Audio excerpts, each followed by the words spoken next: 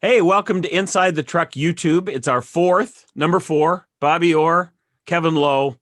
Anybody else? Brett Favre, maybe.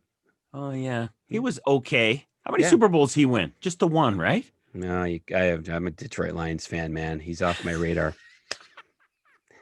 and I You can know tell he you, wore number four, and then you yeah. don't care Well, I after don't that. care after that. I just watched him shred our defense about every season.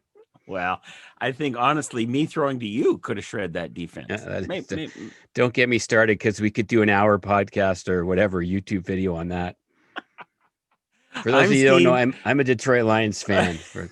So there Is you there a go. Lions jersey behind you? No. Not no, they're not behind me. I will get one. I'll have one for next episode. Let's hope so. Mhm. I'm Steve. He's Paul, and I do see a lot of stuff behind. I'm kind of Yeah. resplendent today in the Hawaiian. What do you got going there? Yeah, I didn't get the memo Oh, that it was Hawaiian shirt day on YouTube. sorry. I just went with my old trusted Saskatchewan Rough Riders coach's sweatshirt. Um, and that was it. I thought it looked good. I thought the gray here matched the nice gray that I have up here too. So, Is there but anything else nearby you could have thrown on, or yeah, well, because I'm literally in the closet. I mean, literally. Uh, so I have quite a selection of. not bad, As you can tell, not bad. I'm into gingham. So yeah, I Oh, mean, I could have pulled. This is my favorite right here, mint green. If your oh yeah. video levels are on. Anyway, Can I see the yeah, brown again? Can I see yeah, the brown again? I think that's my. Yeah, yeah, I like that. yeah. That works well on you. It's a nice Burberry, classic gingham. Can never go wrong. Never goes out of style. Next time, Anyway, maybe. you're not supposed to see that part. That part's behind the curtain. Well, we're going behind the curtain every episode of Inside the Truck, my friend. So you did a basketball game last week. ACC, did you say? Who was playing? Where were you?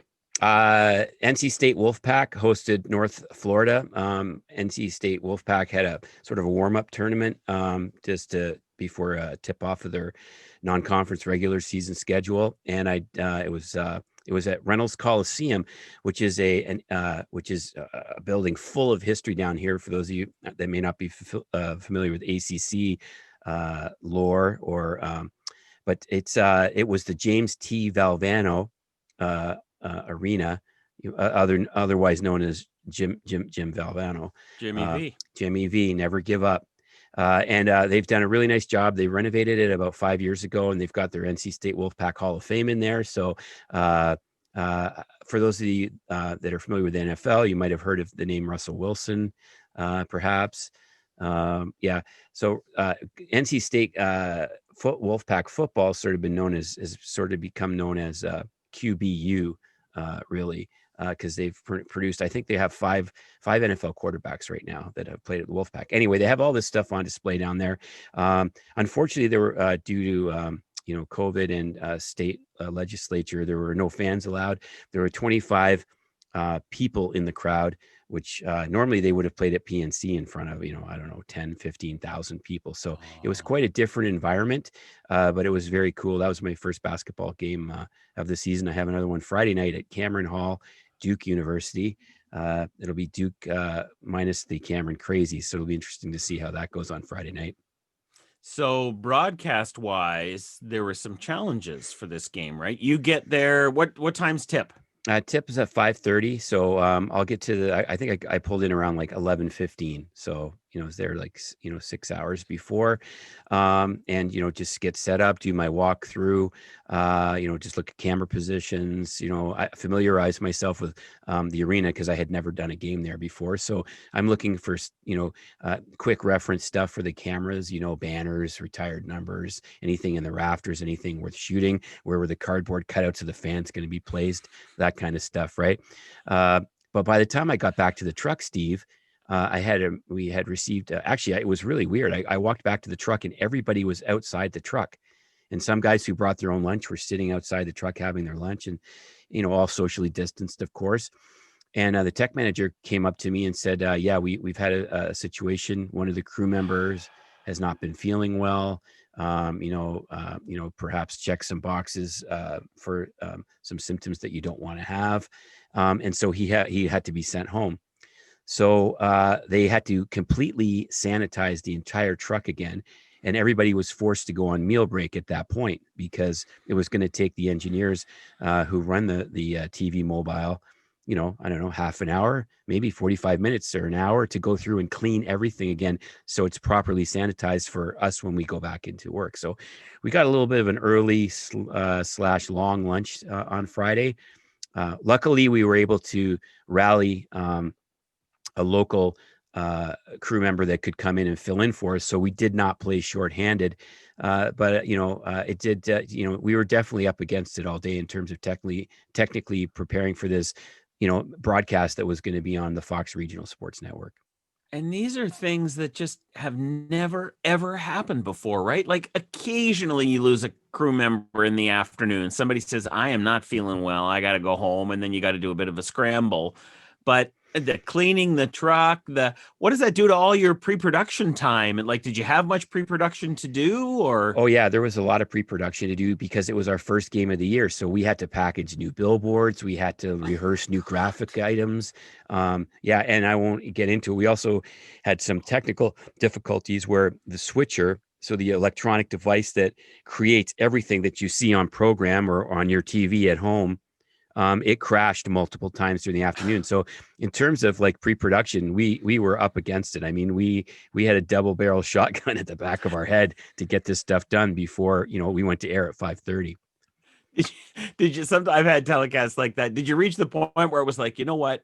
Whatever we get done, we get done. Whatever we don't get done, we don't get done. Right? Did you Oh have yeah. that resignation moment? Yeah. I mean, obviously you prioritize, right? The money stuff is the most important stuff. So if the only thing you package is billboards and sponsored graphics, that's a win. You can That's a win-win. yeah, Yeah, right. nothing there. else matters after that. But yeah, no, we rallied and we actually even had time to preview all our graphics with the commentators. And we, just due to the timing of the anthem, we even pre-taped our first block, so we ended up, it was a miraculous comeback. We scrambled out of the pocket, but when we finally let go of the ball, it was a 45-yard touchdown downfield. So it worked out okay.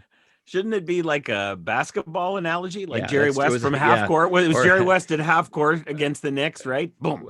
well, this example would have been more like us tripping over the ball in our own, underneath our own hoop, and somebody just throwing up a Hail Mary that went nothing but net at the other end. There's the basketball analogy. Because it was a bad start. Oh, I'm sorry. Now you have to fill while I laugh. Yeah. And so so you did this game, but it's crazy now because you can't predict what's going to happen, or it's just like whatever you get that day is what you get that day, and it's never been like that. No, exactly. So, really, sort of the genesis of this YouTube video for people that are watching is that, yeah, it's affecting your favorite team. Like if you're a Steelers fan, now you're going to watch your team play on Tuesday night, which is like not a football night, right? And let's hope you don't have to work the late shift so you miss the game. So what I'm saying is that it affects it not only is it affecting the team and the games, it's also really drastically affecting the people behind the scenes that do the TV broadcasts, because this is our livelihood. This is our life. This is life and death for us financially. Whether if the Steelers don't play on Tuesday, Ben Roethlisberger still gets paid. But if that game doesn't happen, the technical director, the VTR operators, the cameramen, the audio assistants, the A1, the lead video, tech managers, production, all those people don't get paid. So that's the difference. And we're in uncharted territory now with this in our business. And it really is the Wild West. I mean, buckle up because you have no idea what's around the corner. Crazy, isn't it? And you were saying to me before we started about technicians maybe saying to you, look, I'm not going to be able to do hockey this year because there's some uncertainty, right? Yeah. And, you know, 2 years ago, if like some of our best camera operators had come to me and said, look, I'm going to take basketball over hockey, I would have like Roger Rabbit eyes right at them. You know what I mean? It's just like, yeah, that would like just never, that conversation would never happen, right? It would be like splash cold water on my face. I had a really bad nightmare last night. But I had that conversation recently with core group camera people that do the Carolina Hurricanes games that are like, hey, I've got a whole bunch of basketball that's been offered to me for January and February.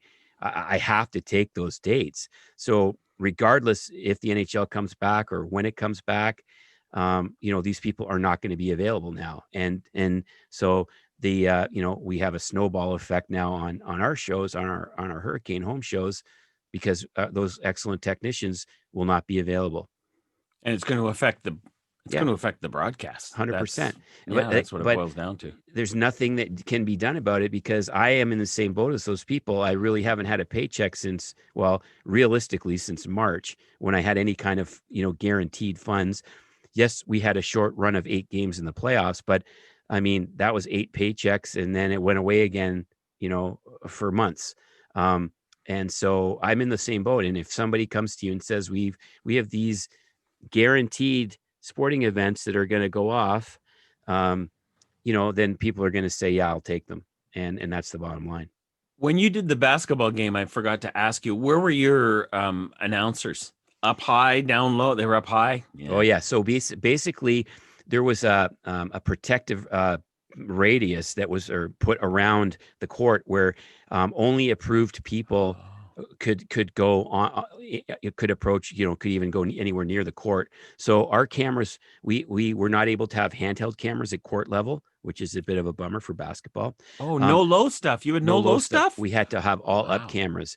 And so all our cameras were up. The commentators were up in the in like a crow's nest kind of position at the Coliseum. And at the end of the day, I mean, we were lucky because with no fans, you can sort of commandeer the building a little bit more than you normally would if there were fans. So we moved our cameras actually into prime positions in the seats, which would not have normally be an option. So I mean, yes, we were missing the court level handhelds for sure, but we had some really great hard camera positions that we normally would not have had.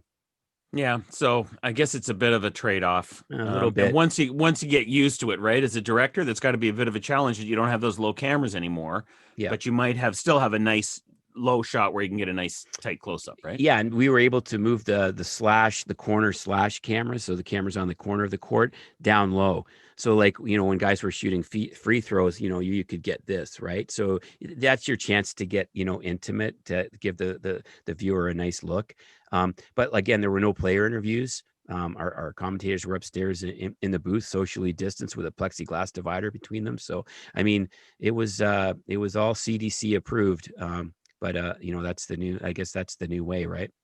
It's crazy, isn't it? I wonder if one day, 20 years from now, 30 years from now, guys like you and me are going to look back and go, do you remember that? That was freaking crazy. Yeah. Well, if this COVID situation goes on much longer, I don't know if I'll be around to have that conversation with you, Steve, because it's craziness. You're going to be around. Don't worry. Just you stay at your table. I'll bring you the Jell-O. Oh, yeah. And some coffee with ice cubes in it. It'll be cooled off nicely. Right. And you'll be fine. We'll be able to talk about the good old days. And don't forget to take me to Walmart on Wednesday, okay? Okay, will you write it down for? No, I'll write it down because I won't remember. Oh dear. I'm Steve. He's Paul. That's it for today. You keep listening to Inside the Truck Podcast and keep watching on YouTube.